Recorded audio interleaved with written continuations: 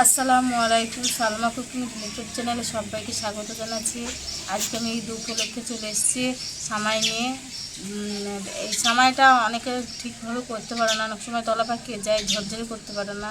কীভাবে ঝরঝরে সামাই আর পারফেক্টভাবে সামাই তৈরি করতে হয় সেটাই আমি আপনাদের আজকে দেখাবো। প্রত্যেক বাড়িতেই আমাদের ঈদের সময়তে সামাই ভুনা, সামাইয়ের অনেক রেসিপি থাকে। ভুনা সামাই তো থাকেই। হ্যাঁ, খুব আনন্দ করে ছেলেপেলেরা খায়। এই ভুনা সামাইটা অতি টেস্ট হয়, মানে এত সুন্দর টেস্ট হয় তো বলার নাই। সবাই এটা করতে পারে না। কীভাবে ঝরঝরে সামাইটা হবে আমি সেটাই আজকে আপনাদেরকে করিয়ে দেখাবো। তার মধ্যে আমি 2 রকম সামাই নিয়ে নিয়েছি। তো চলেন আজকে কীভাবে সামাই ভুনাটা সুন্দরভাবে হয় সেটাই দেখাচ্ছি। এই দেখেন 2 ধরনের সামাই নিয়ে নিয়েছি। এটা হচ্ছে সাদা সামাই আর এটা হচ্ছে গিয়ে এটা হচ্ছে ভাজা সামাই। এই ভাজা সামাইটাতে সবথেকে ভালো হয় ভুনা সামাইটা। এই সময়টাতে হয়, কিন্তু এই সময়টা অনেক সময় দলা পেকে যায়, এটা একটু ভাজা না। আর এই লাল যে দেখছেন এটা হচ্ছে ভাজা সামাই, এটাতে সবথেকে সুন্দর হয় ভুনা সামাইটা। আমি ওই জন্য এটাকে আমি নিয়ে নেবো আজকে। এটাতে আমি অন্য রেসিপি দেবো।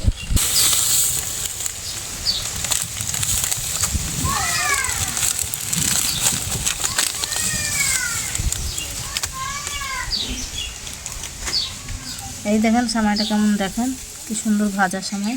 আমি এই সামাইটাকে আমি অর্ধেক করে নেব, তবে লাটতে আমার সুবিধা হবে।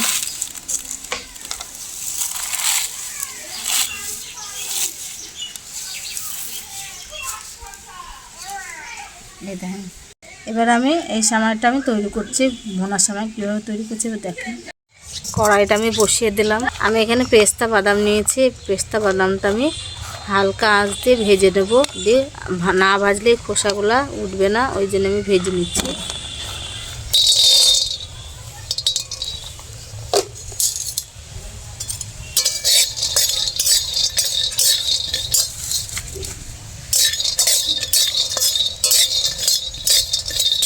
বাদামগুলো আমার ফুটে গেছে, তার মানে হয়ে গেছে খোসাটা। আপনি দেখেন ছেড়ে গেছে। এবার আমি নামিয়ে ফেলবো।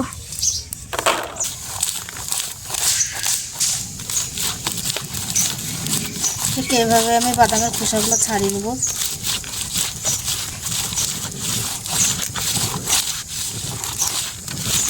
এবার আমি একটু গরম পানি করতে দিলাম।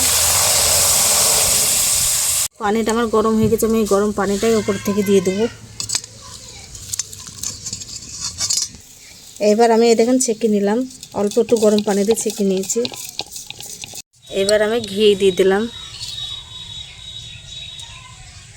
1 চামচ, 2 চামচ, 3 চামচ, 4 চামচ মতন ঘি দিয়ে দিলাম। আমি এবার কাজু বাদামগুলো ভেজে নেব।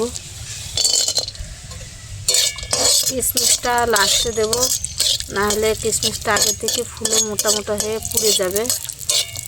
আগে বাদামটা আমি সুন্দরভাবে ভেজে নিই। কাজু বাদামটা লাল লাল করে ভেজে নেব।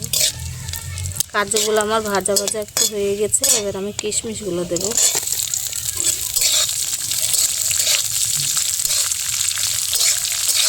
কিশমিশটাও আমার ভাজা ভাজা হয়ে গেছে, রঙটা একটু আলাদা হয়ে গেছে।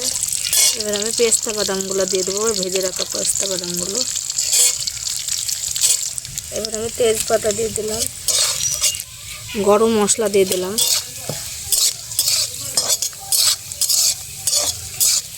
এবার আমি সামাইগুলো ঢেলে ভেজে নেব।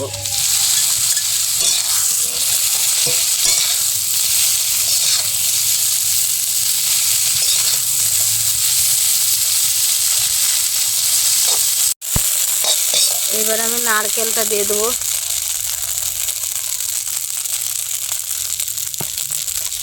উপর থেকে আমি চিনি দিয়ে দিলাম। আপনারা স্বাদ মতো চিনি দেবেন, মিষ্টিটা আপনাদের মতন করে দেবেন। আমি যতটুকু খাবো ঠিক ততটাই দিলাম, আমাদের বাড়িতে যেমন খায়। আর একটু চিনি দিয়ে দিলাম। এবার আমার হয়ে গেছে, আমি নামিয়ে ফেলবো।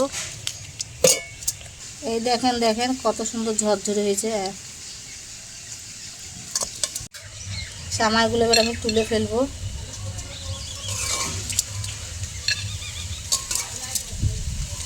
দেখেন কতটা ঝরঝরে হচ্ছে, কত সুন্দর ঝরঝরে হচ্ছে।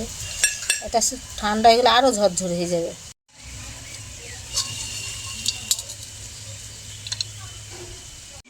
এই দেখুন আমার সামাই ভুনাটা হয়ে গেছে, কত সুন্দর হয়েছে দেখেন।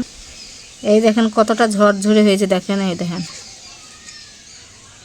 ঠিক এরকম ঝরঝরে হয়ে যাবে, ঠান্ডা হলেই ঝরঝরে হয়ে যাবে। আর খুব গরম পানিটা যখন দেবেন তখন দিয়েই আপনারা তুলে ফেলুন, বেশিক্ষণ রাখবেন না। হ্যাঁ, কতটা সুন্দর পারফেক্ট আর লোভনীয় আর হেভি টেস্ট। এটা শুধু ঘি দিয়েই ভাজা, ওই জন্য টেস্টটাও হেভি সুন্দর। এই দেখেন খুব পারফেক্টভাবে আপনাদেরকে বানিয়ে দেখলাম, আর খুব সহজ হবে, আর এটা তৈরি করতে বেশিক্ষণ টাইম লাগে না। আর এটা খেতেও মানে খুব সুস্বাদু আর খুব সুন্দর লাগে। ঈদের দিন সকালবেলাতেই আমরা গায়ে হাত ধুয়ে পরিষ্কার পরিচ্ছন্ন হয়ে নতুন কাপড় পরে আমরা মিষ্টিমুখ করি, সামাই দিয়ে, ক্ষীর দিয়ে, মাংস, যে যেমন পারে সেরকম রেসিপি তৈরি করে পছন্দ মতন। তা এটাও একটা পছন্দের মধ্যেই আমাদের।